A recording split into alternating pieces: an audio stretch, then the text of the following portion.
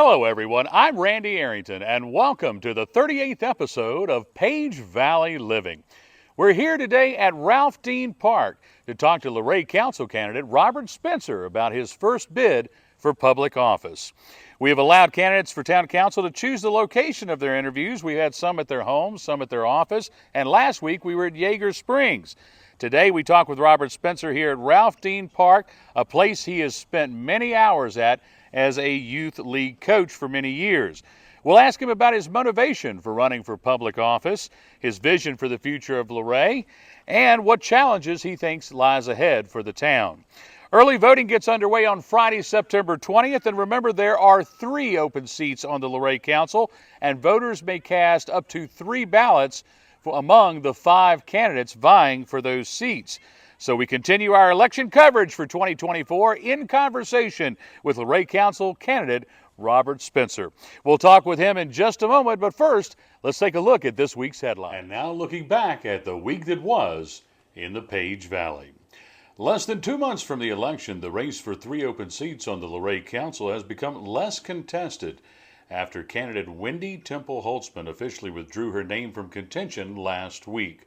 With Holtzman's withdrawal from the race, there are now 4 candidates vying for 3 seats on the Luray Council, 2 incumbents, Jason Pettit and Joey Sowers, and 2 challengers, Chuck Butler and Robert Spencer. Voters may cast a ballot for up to 3 choices for council. Early voting starts on Friday, September the 20th. With the remnants of Tropical System Debbie, the month of August yielded above-average rainfall totaling 6.15 inches, including 5.42 inches from Debbie alone. However, the total rainfall for the year to date is still 1.85 inches below average for the Page Valley.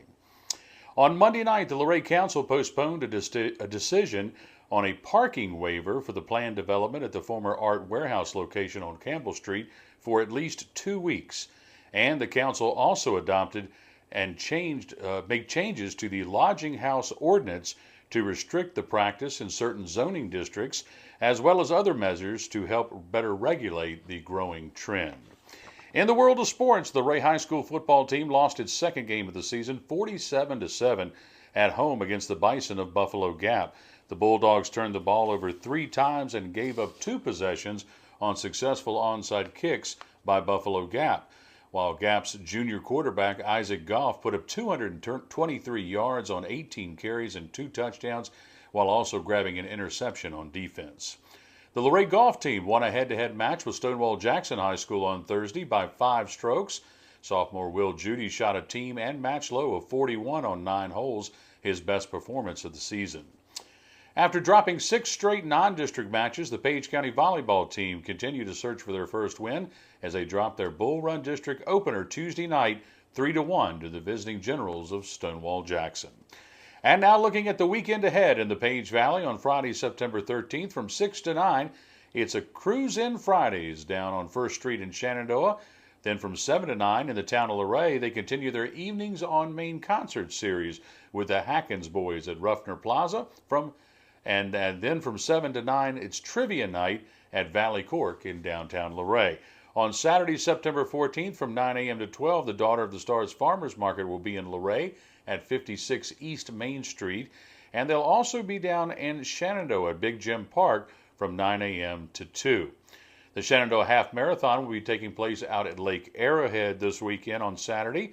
And from 5 to 7, Music Under the Arbor at Wisteria Farm and Vineyard will be with Heidi Riddell taking the stage. And at 7 p.m. Saturday evening and again 3 p.m. on Sunday afternoon, there's a 45-minute recital at the Luray Singing Tower across from Luray Caverns. And also on both Saturday and Sunday at the Shenandoah Speedway, the Shenandoah Volunteer Fire Company presents the first annual Roaring Bash at the Speedway. And that's the headlines for the past week in the Page Valley. Episode 38 of Page Valley Living is being recorded on Monday, September the 9th, and will be airing on Wednesday, September the 11th. And we're back here at Ralph Dean Park in Luray to talk with Luray Council candidate Robert Spencer today about his first bid for public office. Robert, thanks so much for being here with us today. I appreciate you having me. It's a great opportunity. We like to use this time as we start off now. The whole purpose is really to let people get to know you a little bit better. Those who may have been under a rock and don't know who you are, but let's tell them a little bit about you and what you've done and here in the community. Let them know a little something about yourself. Well, like you said, my name is Robert Spencer. I'm originally from Northern Virginia. I moved here about almost 3 decades ago, about 30 years. I coach baseball here. I really like the game, so I pass it on to my kids. And as I taught them, I taught other kids to play. I figure as a role model for my kids and help others to get better, I always consider it's better to encourage people than discourage people. Right. So, well, that's one reason we met here today at Ralph Dean Park, because you've spent more than just a couple of hours here, haven't you? Yes, sir. 17 years from being a coach to being a board member, working concession stands. It was a pleasure.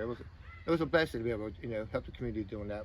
I bet you've done a little bit of all of you. Lined the field, cut the grass, work concessions, everything. Yeah. Yes, sir. A little bit of everything. No job too small, no job too big. So, everybody puts a little bit of effort into it. It makes a good lead. Regardless if your team wins or loses, it's all about the game and playing as a team. Now, you've been a coach for a number of times. What age groups did you coach?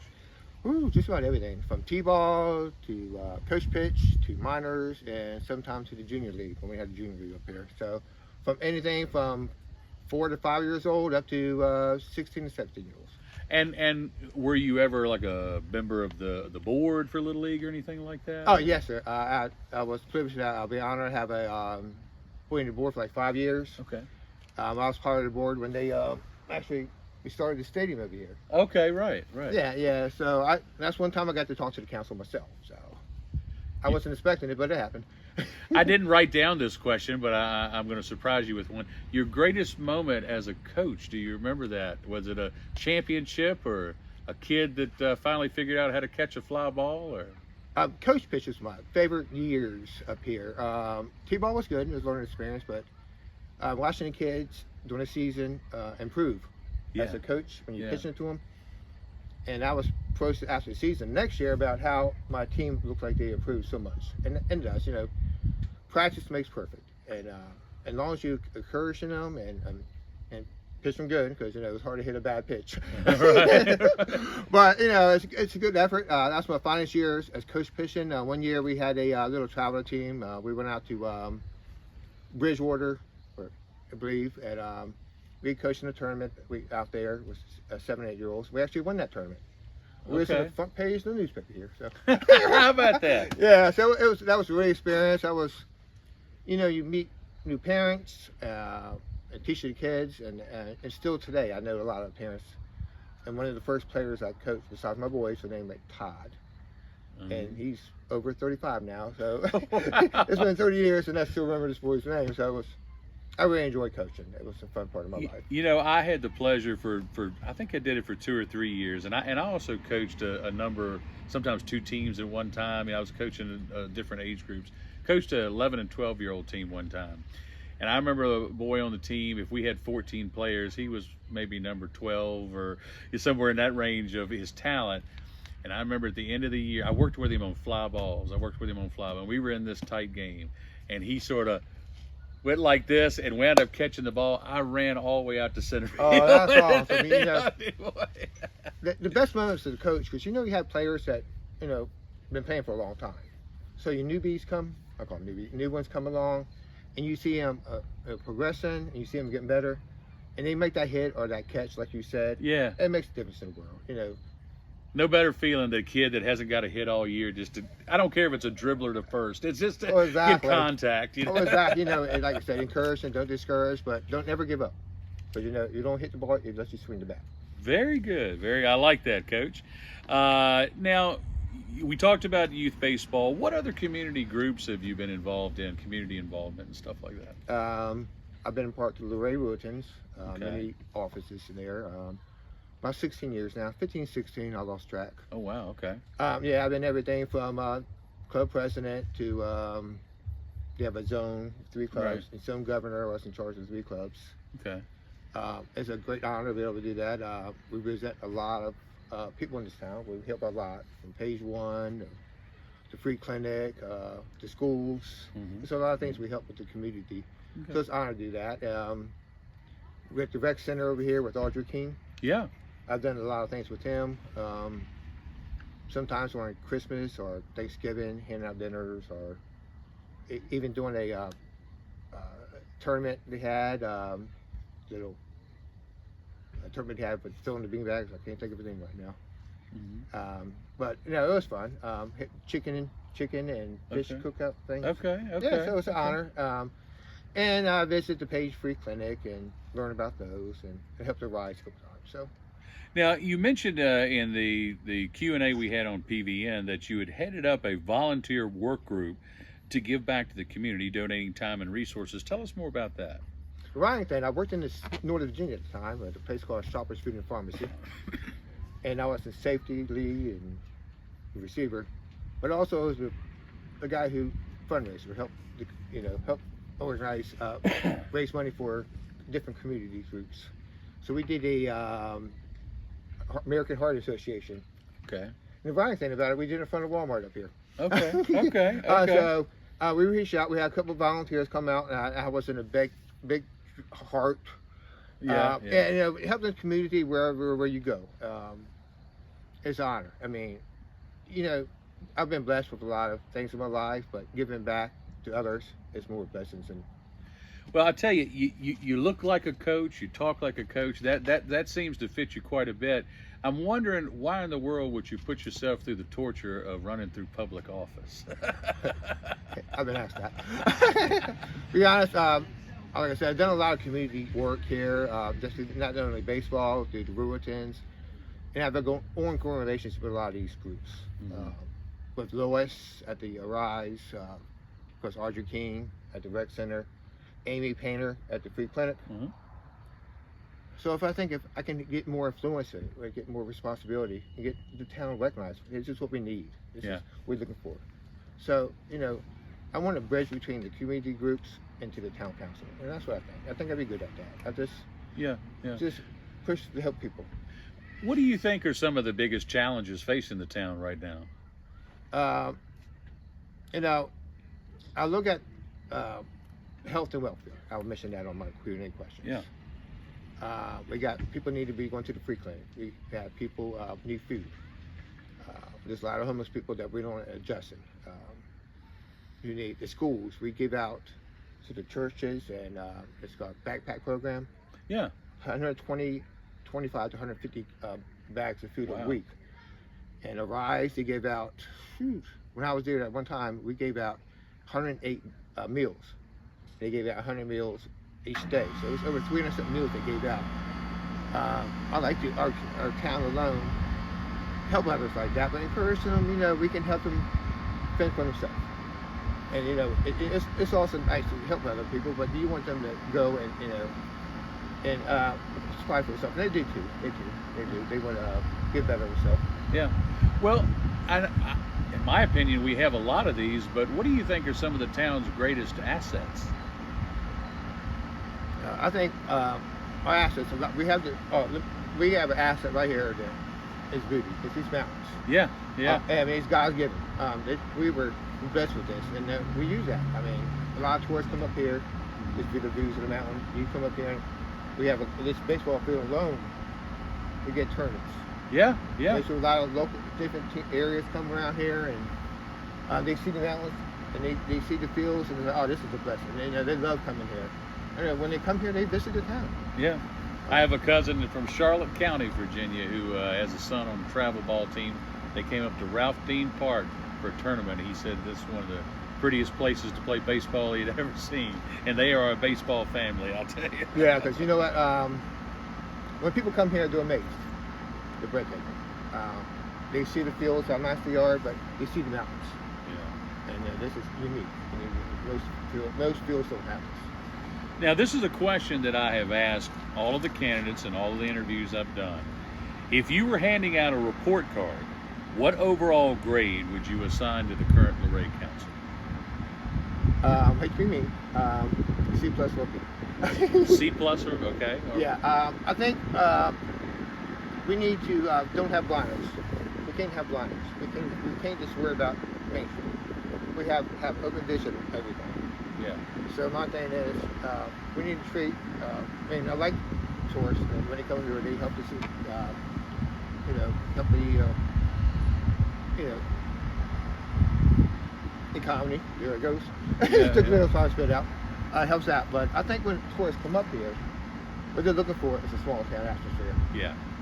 They want to see a small town. They want to see a lot of traffic, a lot of residents. They want to see the mountains. They want to see the cameras, of course. Everyone wants the cameras. They want to see these fields. But I don't think they want to have red carpet treatment. I think we're trying to press them out. I think they want a nice welcome mat door. You're welcome here. We're glad you stay here. Well, we appreciate it, but our locals is the most important. Because we don't support our locals, we won't have nobody to treat these people. Well, one thing that is affecting locals and involves tourism as well is an issue that I brought up with all the candidates is short-term rentals. Now, short-term rentals has two sides like every issue. On the one hand, you've got some older properties that have been sitting dormant, that have been renovated, and now we're getting not only maybe a higher tax revenue off of the property, but we're also getting TOT money out of the folks that are coming and visiting here. On the other side, these short-term rentals are breaking up some traditional neighborhoods. They are limiting the amount of homes or spaces that are available for long-term rentals for people who are living here year-round. And it's been debated back and forth. As a matter of fact, I think tonight, tonight we're filming on Monday, September the 9th. Tonight, the council is going to be talking about and have a public hearing about some amendment changes to the ordinance regarding short-term rentals. So you've heard some of the conversations, you've heard people talking around the water coolers. What are your thoughts on short-term rentals in Luray? I'll be honest, I'm really not impressed with them. I think they hurt us a lot more than they help. I think they raise the property values. Where people can't afford to buy a house. Pick one of you, especially if you live local, and the economy's good, but they don't make the money people make. Also, rentals. It brings up less rentals for people, long-time rentals, like you said. When it happens, the rentals that are available, what happens when you don't have enough rentals? They raise the prices to the rentals. So people who can't afford it, I mean, if you're making minimum wage, you can't afford a $1,500 month. There's no way, and that's not counting your utilities and car payments, whatever you have. So I think we need to cut back on the Airbnbs and give people an opportunity to rent these houses. I know people make some money off this, I'm sure they do, and we do make some money off it too as a town. But when it comes down to the bottom line, we need to worry about our local people. We need to worry about the houses they have. We don't want people homeless. We want people who have houses they can afford. Well, this is an issue that has ebbed and flowed over the years. At times has been good or decent, and at times has not been so good. How do you think the relationship between the town and county government could be improved? I think we mentioned earlier, it was kind of shaky with the tourist center. Yeah. I think we need to learn to communicate better, be on the same page. It's better if you work together to work apart. In our Q&A on PVN, going back to that again, you stated that economic growth was something that you wanted to improve. What are some ways that the town could enhance that or help improve that? Well, I think we need to encourage people who want to have a restaurant here or a shop here. Kind of go to the clientele we have here. Mm-hmm. I'd love to see a Cracker Barrel or something like a Cracker Barrel. Hometown cooking, people come here. When I go to Ocean City or when I go to the beach, what things I look for? Shrimp. Right? So when you go to the mountains, what do you want? You don't want shrimp. I wouldn't want shrimp. Or you like pork chops or something like that where home cooking. Yeah. More home cooking, less fast food. But business like that, and I think we could also use a large grocery store in town. Okay. Yeah. That one right there is empty, and it's gonna be hard to replace. On the east end. Yeah, east end, yes, sir. Yeah. We need to get things where people want to see. I mean, not just tourists, but when people come here, I think they're not looking for a steakhouse or they're not looking for a Cracker Barrel. I mean, not like an out back, something really expensive. Sure. They're looking for something they can, enjoy the meal. And a lot of times, the people who work there are with Southern hospitality. That's what they're looking for. Southern hospitality, Southern love, Southern greeting. Right. That's what they're looking for. They want that old time. They want a small town where everybody talks to each other and respects each other. Well, as much as folks like to complain, what is something, or you can name more than one, something that the town of Luray is currently doing that they're doing right and they should continue to do? I think what they do for our local police and local fire department. Okay. Yeah. We found out this year alone with the fires in the valley. We were equipped with what we needed, and both the fire department and the police department work together. Okay. I think this field is another example. This field is another example of what we have. They take care of this field.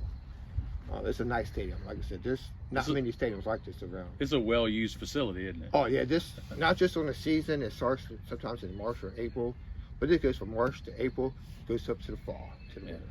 So it's a blessing that they do. And I know somebody donated this at one time, but they have really built upon it and make it a special place to play. Last question before we go into our final segment. Now, for someone who has never been here, never heard of Luray, Virginia, how would you describe it to them? At times laid back, small town, like I said, a lot of people who Southern hospitality, beautiful mountains. You'll be amazed at the mountains. Anyways, I worked in Northern Virginia for many years, and you'd be surprised how many people never heard about the Luray caverns. So you tell them about the caverns. You tell them about the little shops. Yeah. This is, you can walk there. You can walk half mile and you find anything from a brewery to the Valley Court. Yeah. To a nice restaurant. Yeah. So, it's a small town and not many red lights, but it's easy to get around. It's hard to get lost in the way. And we got a lot to offer for a little place, don't we? Yeah, that's what we do. Now we're going to finish up here by playing a quick little Q&A game called the 5 W's. I'm going to ask you 5 simple questions about the who, what, when, where, and why. Are you ready? Dun, dun, dun, dun, dun, dun. Good one. I haven't had anybody do that yet. That's good. That's good. All right. That sounds like you're ready. Yes, sir. All right. Who do you look to, past or present, local, state, or national, as a public figure that you would like to emulate? Does not have to be a politician, just a public figure that you would like to emulate. A good friend of mine and a good friend of many just recently passed away. A really nice lady, a very big heart. She was a great mother, a great grandmother.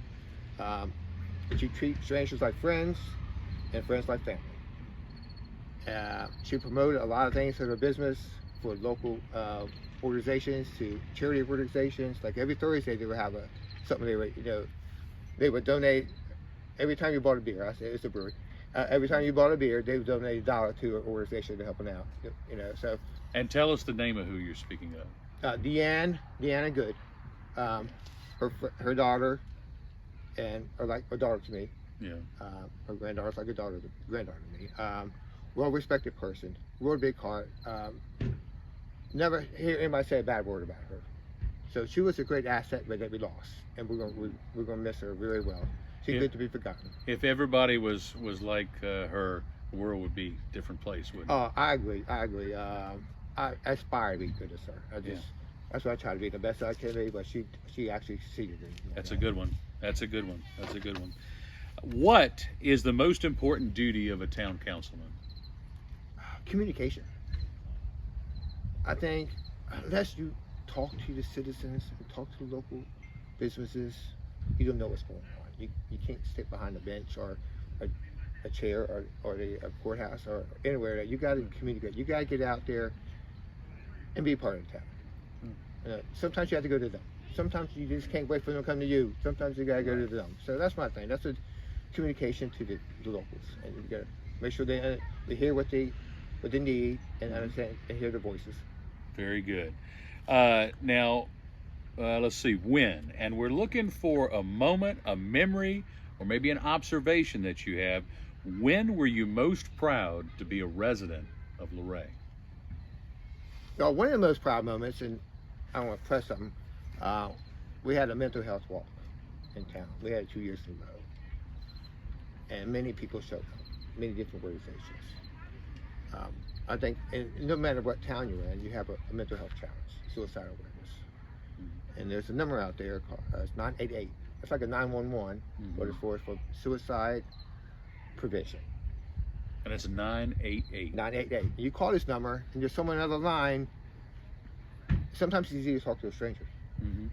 So you get they talk you down or help you out, encourage you, see other help.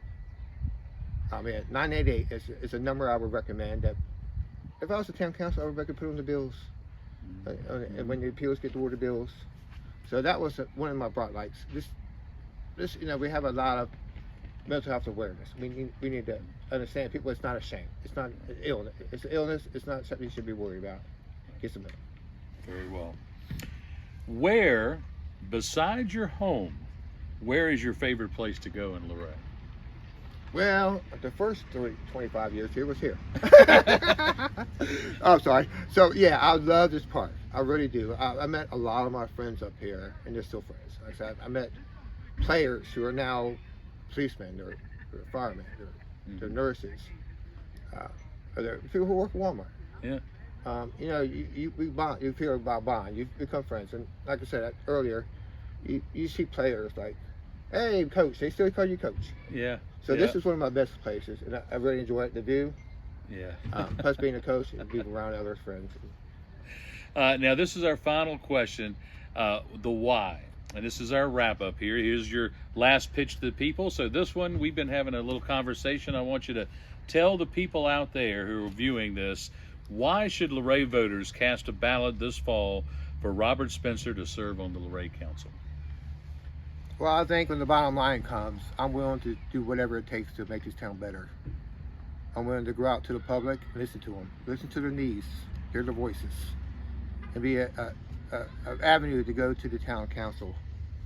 I think the better we work together as a council, as citizens, and knowing that their voice matters and their needs matters. And so I think I'm good at that. That's one thing I think helping others is it's a gift I think I've been blessed with, and I appreciate what I have.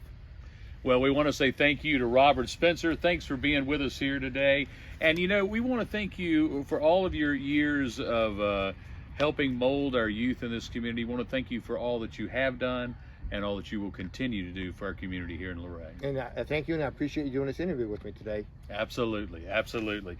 We also want to say thank you to Eleanor Arrington for all of her work behind the camera today and in the editing room as well. If you enjoyed today's show, make sure you hit that like button, share it with a friend, and make sure you subscribe to our YouTube channel at Page Valley News. And finally, make sure you visit all of our furry friends down at the Page County Animal Shelter and help them find a forever home. Until next week, I'm Randy Arrington saying enjoy that Page Valley living.